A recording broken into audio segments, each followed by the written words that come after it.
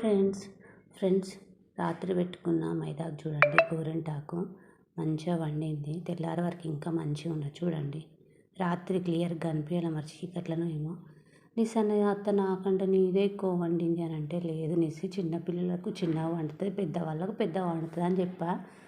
అయితే ఫ్రెండ్స్ చూడండి, దీన్ని ఒకటి అంటారు, మ్యారేజ్ కాకముందు కూడా ఒకటి అనేది నన్ను ఏమనంటే, నీకు చక్కటి భర్త దొరుకుతాడు అనేసి అనేది.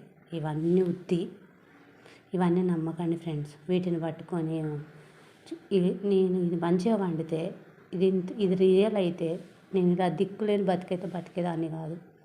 మీకు ఒకటి తెలుసా ఫ్రెండ్స్ ఏంటంటే, మ్యారేజ్ కాకముందు నా గురించి నేను ఎప్పుడు ఆలోచించుకోలేదు. పేరెంట్స్ నీకు ఇష్టమైన బిడ్డ ఈ అబ్బాయిని చేసుకుంటావా అని, వాళ్ళు ఎవరో కూడా నాకు తెలియదు.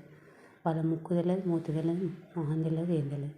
నీకు ఇష్టమైన అంటే మీ ఇష్టమే, నా ఇష్టం అన్న. చదువు చూడలే, డబ్బు చూడలే, ఆస్తులు చూడలే, ఎర్రగా బుర్రగా అదే చూడలే, ఇల్లు ఉన్నదా పొల్లు ఉన్నదా ఏది చూడలే.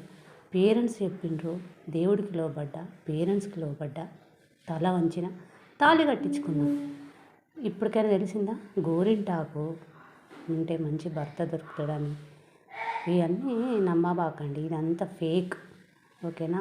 ఇలా చూడండి ఫ్రెండ్స్, నేను టిఫిన్ నాటు రవ్వ చేసుకొని తింటున్నాను. చూసారా, ఏం వేసుకోలేదు దీంట్లో, ఎందుకంటే కొంచెం దిష్టి తాకింది ఫ్రెండ్స్. అందుకోసమే దీంట్లో పచ్చడి ఇట్లా ఏం వేసుకోకుండా సింపుల్గా తింటున్నా. బాయ్ ఫ్రెండ్స్, మీ బ్రేక్ఫాస్ట్ అయిందా? మీరు కూడా తినండి.